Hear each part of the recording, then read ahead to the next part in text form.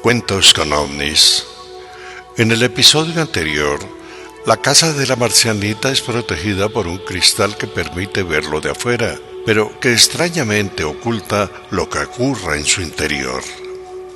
La mamá y la abuela de la marcianita consumen un bizcocho de energía y juventud que les regala su protectora y amiga, un personaje del que presienten recuerdos que no pueden identificar.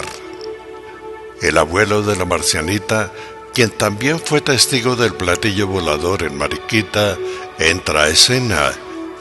Y al final de esta narrativa, los evangélicos armados con una bola de luz enfrentan raras fuerzas que quieren poseer a la marcianita.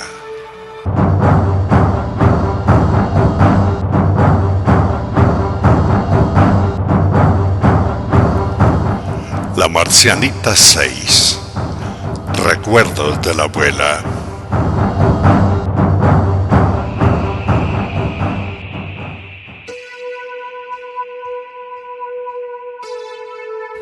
La segunda noche en la casa de la marcianita o estrellita transcurría serena.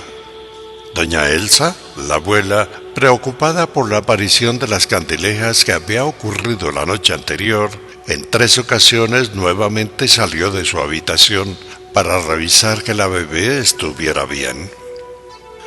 En su cuarto, la bebé en su cunita, al lado de la cama de Doris, dormía profundamente. En esta segunda noche no hubo candilejas o lucecitas extrañas volando sobre ella. Sin embargo, doña Elsa, en su último despertar, a eso de las 3 de la mañana, cuando fue a la cocina para preparar un café en la pequeña hornilla eléctrica que tenía al lado del lavaplatos y frente a la ventana que daba al solar, donde estaban los frutales o matas de plátano, a través de los vidrios advirtió que del otro lado las plantas y el piso irradiaban una pálida luz verde. Extrañada y pensando que no podía ser un reflejo del bombillo encendido en la cocina, fue y lo apagó. Y ahí fue Troya. La luz verdosa que alumbraba en el patio se hizo más intensa y penetró iluminando la cocina.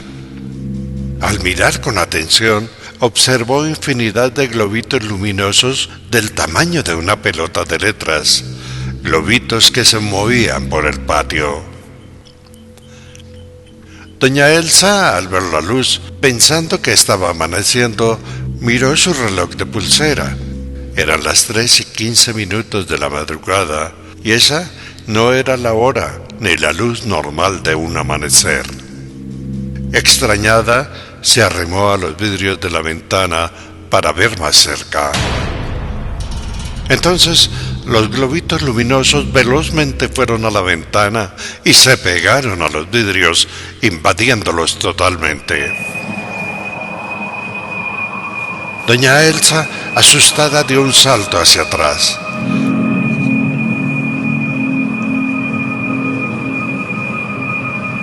Durante unos segundos quedó muda mirando el espectáculo.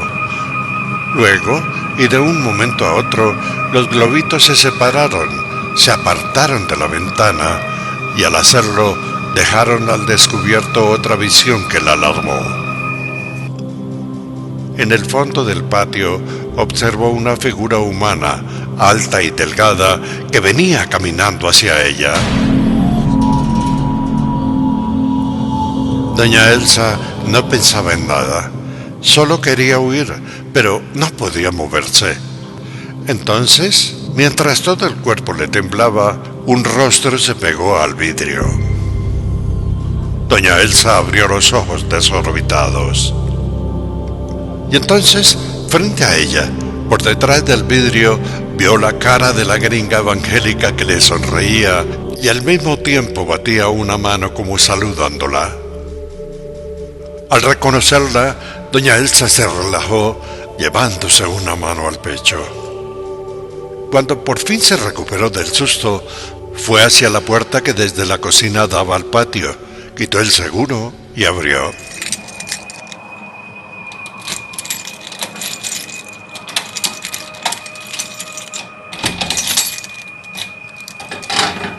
Al abrir, la gringa evangélica, que se movió hacia la puerta, estaba parada frente a ella, mirándola con ternura.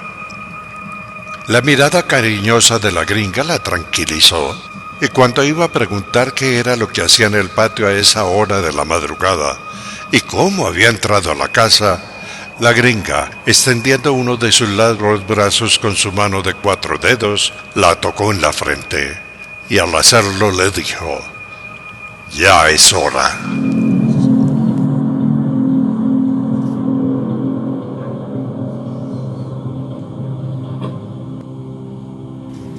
Al ser tocada por la gringa, doña Elsa percibió dentro de su cabeza algo parecido a una luz muy brillante que explotaba.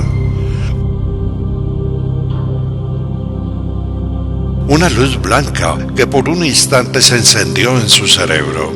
Fue tan veloz la luminosidad que doña Elsa la percibió como la luz de un flash de fotografía. Al terminar el fogonazo, Elsa cerró los ojos. Al momento, la gringa retiró la mano de dedos largos de su frente.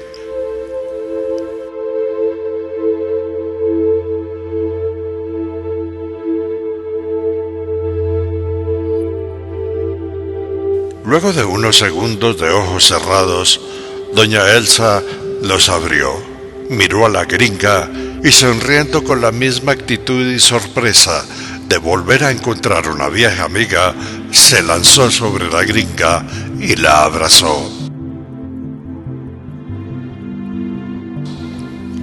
La gringa devolvió el abrazo y por un rato la mujer alta y la mujer pequeña se sumieron en un cariñoso reencuentro. En ese momento, las bolas de luz, con el tamaño de una pelota de letras transparentes y brillantes, fueron y las rodearon. Y allí, delante de la puerta de la pequeña cocina que daba al patio, luces, gringa y doña Elsa dieron forma a una estatua de luz verdosa. Una luz que durante unos segundos lo iluminó todo.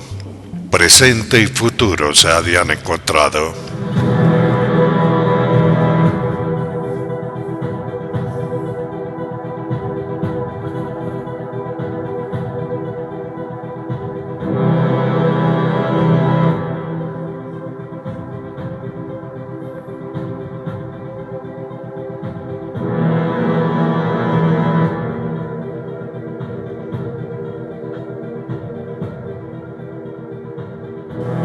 Las bolas de luz se apagaron y doña Elsa se separó de la gringa, que ya no era la gringa.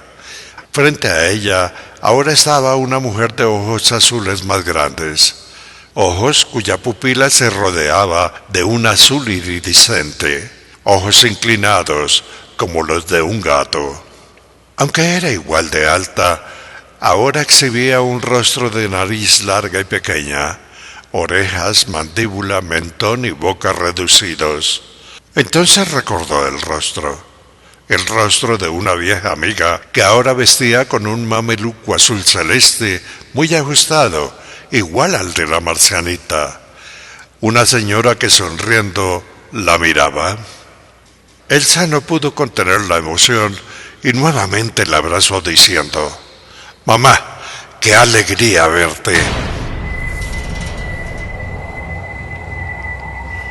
«¿Mamá? ¡Qué alegría verte!». ¿Por qué doña Elsa saludaba de mamá a la gringa, que ya no era la gringa, sino que exhibía un rostro diferente? Hagamos una pausa en esta historia de la marcianita y adentrémonos en el pasado, en la adolescencia de doña Elsa, cuando ella era una señorita. Recuerdos de la abuela. Regresemos en el tiempo.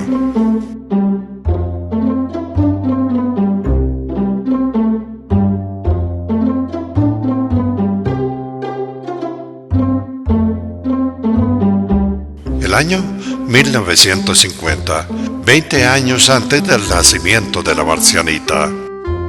El escenario, algún lugar ubicado a orillas del volcán Nevado del Ruiz en la cordillera central de Colombia, en el punto geográfico donde termina el clima frío y comienza el páramo.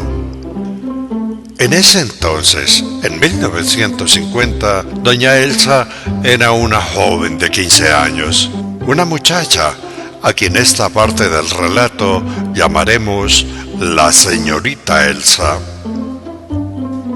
En aquel lejano 1950, la señorita Elsa regresaba de la escuela rural donde gratuitamente enseñaba a leer y escribir a los niños campesinos de la zona.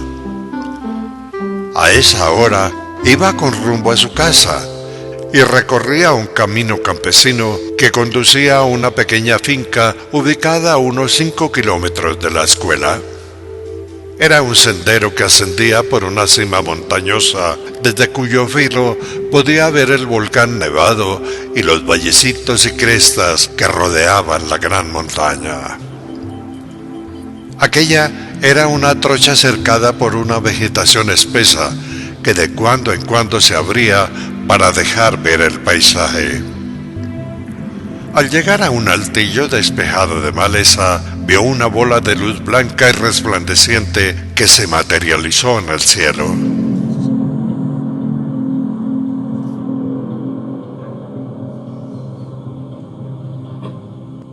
Sin detener su camino, la señorita Elsa levantó la mano hacia el cielo, batiéndola en forma de saludo, y luego, emocionada, aceleró el paso. La bola de luz, según la ocasión, visible o invisible, siempre la cuidaba.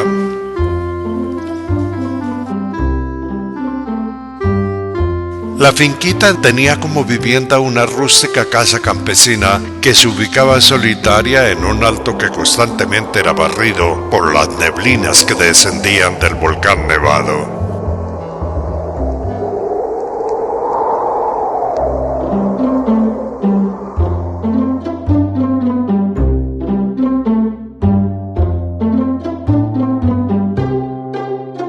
Llegando a la casa, le salió a su encuentro un perro negro, un Caán entre bonito y feo, que alegremente la recibió.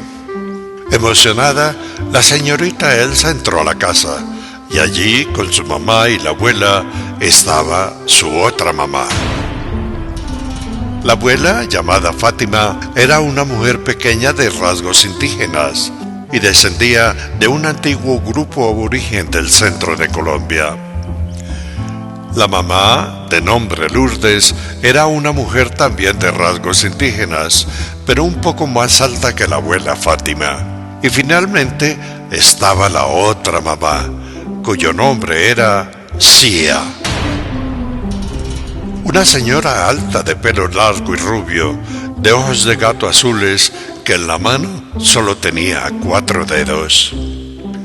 Al llegar junto a ellas, la señorita Elsa saludó, y al ver que las 3 mujeres ya estaban vestidas con su mameluco azul celeste, corrió a la habitación y se cambió.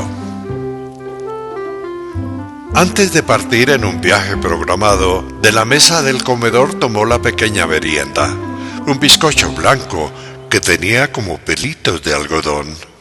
Luego salió y se dirigió a la parte trasera de la casa, donde un navío, con forma de disco o de lenteja y de apariencia metálica, posado en sus 3 patas sobre el suelo, la esperaba. A un lado del disco y en estado visible estaba la bola de luz, que siempre la cuidaba. Antes de ingresar, se volteó y miró la casa con nostalgia. Esta sería la última vez que la iba a ver. Y no la vería porque iba a emprender un viaje que para ella sería de 10 años. Un traslado en el que aquí en la tierra, curiosamente, solo pasarían 15 minutos. Aquel sería un viaje de años en el que ella no envejecería.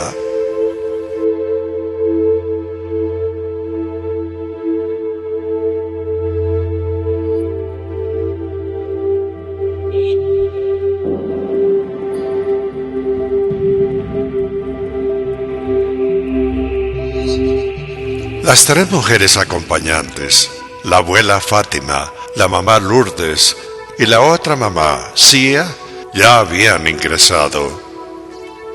Adentro, y desde una de las ventanas que rodeaban el navío y que no se veían desde afuera, las cuatro mujeres vieron la finquita y al perro negro mirando hacia arriba y batiendo la cola.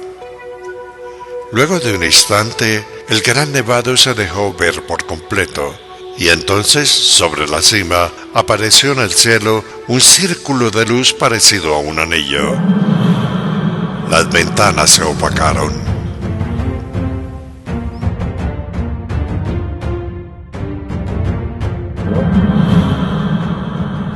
Menos de un minuto después, las cuatro mujeres salieron del navío y quedaron de pie sobre una gran plataforma circular de piso transparente como el vidrio. Una plataforma ubicada en la superficie de un gran lago. Una plataforma por donde llegaban y salían otros transportes.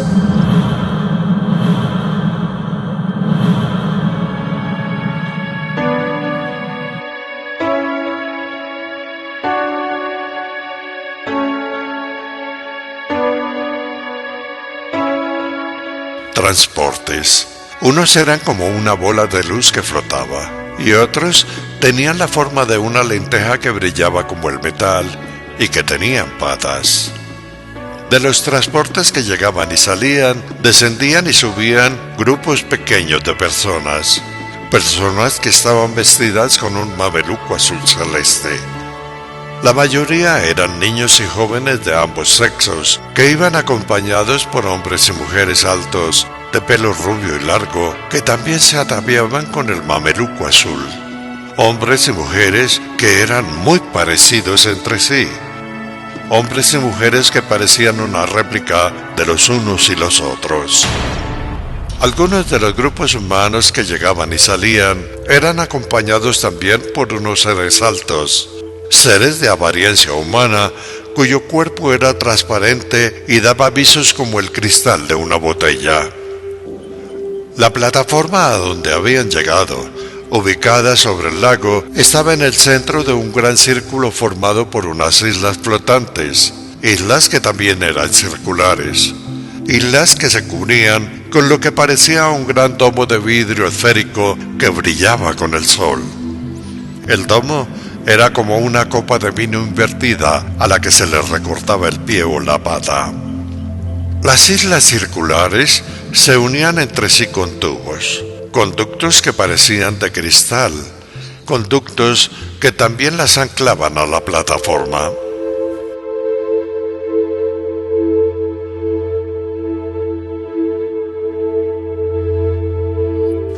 Alrededor del lago había grandes montañas de aspecto antiguo o prehistórico, y a un lado, a la distancia, se veía una serie de volcanes con sus cucuruchos nevados.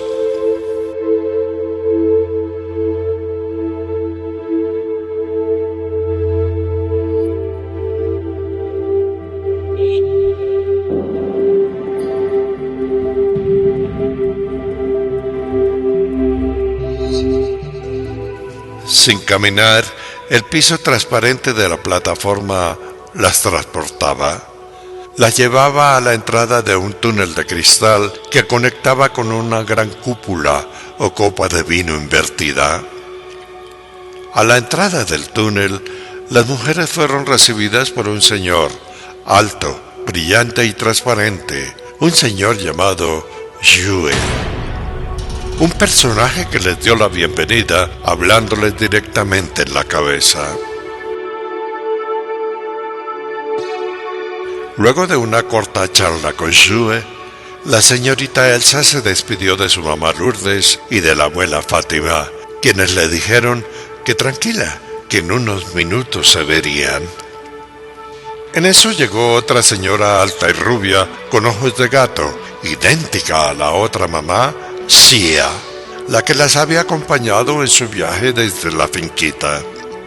La recién llegada, que era como gemela de Sia, saludó efusivamente, y luego ella, con la abuela Fátima y la mamá Lourdes se alejaron.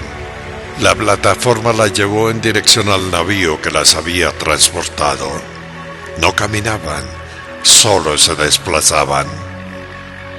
La señorita Elsa, Yue, el señor alto de cristal y la otra mamá, Xia, quedaron mirando a las que se iban y luego entraron al domo de cristal. En el otro tiempo al que había llegado la señorita Elsa, 10 años pasaron volando.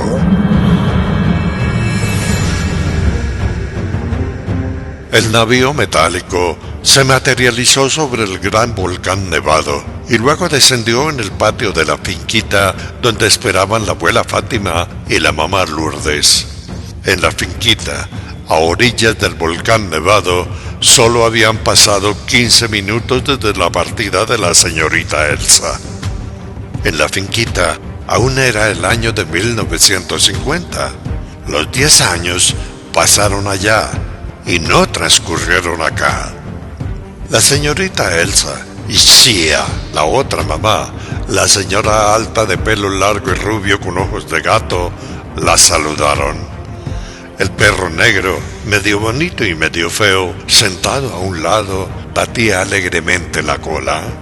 Entonces, de la casa de la finquita salió al encuentro un joven que se acercó y saludó. Un joven que luego abrazó a la señorita Elsa. Ella, curiosamente, respondió al abrazo. Entonces, Xie habló. Hijas, nos vemos luego. Para ustedes, como ya saben, pasarán los años, y según el plan establecido, dentro de poco se borrarán de sus mentes algunas cosas que van a olvidar. Luego, dirigiéndose directamente a la señorita Elsa, le dijo: Cuídate, porque estás embarazada de una niña que es tuya y es mía. Cuando Xia subió al navío, las 3 mujeres alineadas despidiéndose con la mano, dijeron casi al mismo tiempo: Adiós, mamá. ¿Adiós, mamá? ¿La niña que es tuya y es mía? Unos días después y antes de que olvidaran, en los libros de registro municipal se anotó el deceso de la abuela de la señorita Elsa, de la abuela Fátima, quien supuestamente murió y a cuyo entierro no fue nadie. En realidad, la abuela Fátima se había ido en un navío lenteja y el perro negro también partió con ella. Después de la partida de la abuela Fátima y el perro, la señorita Elsa y el joven que había llegado, cumpliendo los requisitos del plan establecido, registraron su matrimonio en la notaría del pueblo y así iniciaron su vida marital. Luego, y con los meses, la señorita Elsa dio a luz una niña, una bebé a la que llamarían Doris, un nombre de origen griego que significa regalo. Días después, y al borde ya del olvido, los esposos partieron hacia Mariquita, donde establecieron su residencia. Lourdes, la mamá de la señorita Elsa, la que sería la bisabuela de la marcianita, quedó viviendo en la finquita, en la falda, a orillas del gran volcán Nevado del Ruiz, una finquita de clima paramuno, donde extrañamente se producían matas de banano propios del clima cálido. Una residencia donde en la mañana y en la tarde aparecían sobre la mesa, en un plato, los deliciosos y dulces bizcochos de pelitos blancos como el algodón. En las noches de aquel sector olvidado, a orillas del gran volcán nevado y rodeando la finquita, aparecían cientos de bolitas de luz transparente que revoloteaban sobre la casa. Al final, y como lo había anunciado Xia, la otra mamá, los sucesos de la bola azul, la ciudad flotante, los señores de cristal y el perro se olvidaron. Los bizcochos blancos no volvieron a aparecer.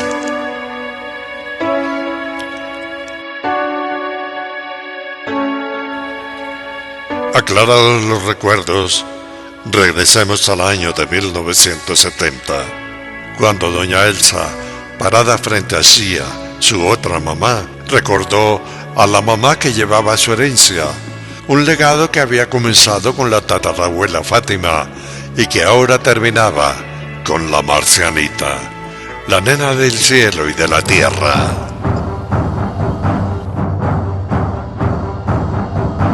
La última noche de la marcianita en la casa de Mariquita llegaba a su fin, y en el cielo del amanecer, cubierto de nubes que anunciaban tormenta, la nube lenteja se había estacionado sobre ella. Continuará. Estuvo con usted Roberto Tovar Gaitán. Y recuerde, si no se puede probar, es ficción.